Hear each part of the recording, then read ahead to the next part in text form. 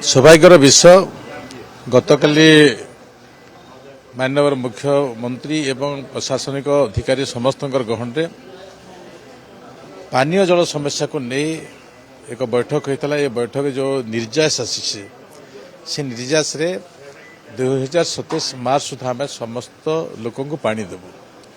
वर्तमान भी से पानी पाँच पानी पाइला भितर किछि लोक वंचित रोचंती जोटा कमिशनिंग करबा अछि किछि प्रोजेक्ट काम प्रोग्रेस आवश्यकता अछि। ए सब विषय को तो देखिला भितर गोटे टार्गेट फिक्स्ड है जे निर्धारित आम मार्च सुधा समस्त प्रोजेक्ट संपूर्ण करिबो।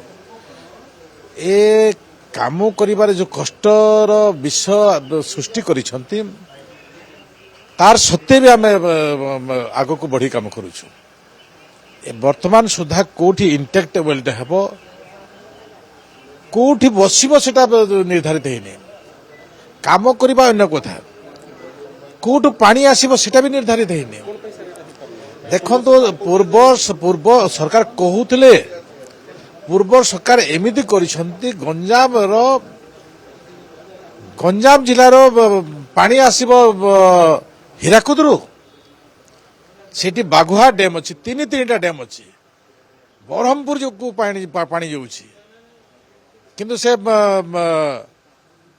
नयागढ़ पाखर पानी आसब ए प्रकार डीपीआर कर जोटा कम टंकार हवा कथा से तार द्विगुणा कर प्रकार परिस्थिति रे आज फॉरेस्ट क्लीयरेंस दरकार अच्छी आज वाइल्ड लाइफ क्लीयरेंस दरकार अच्छी।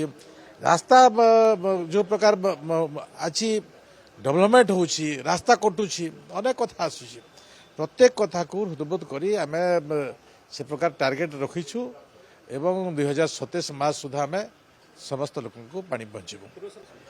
मिछ कि सत मु अनेक थर उल्लेख करी से माने घर घर जल मात्र 6000 घर को पहुंची मात्र एटा होची तांकर नमूना।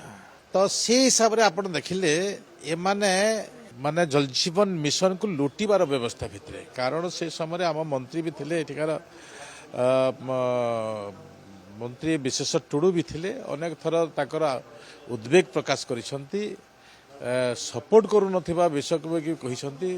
ए विषय नहीं आम आज त्वरान्वित हिसाब से काम करूँ। एबे सब अर्थ खर्च हम किछिटा आमर चेयरमैन बसैबार विलंब होइछि जहाँफल कि समस्या होती किंतु अति शीघ्र विषय को सर्ट आउट कर।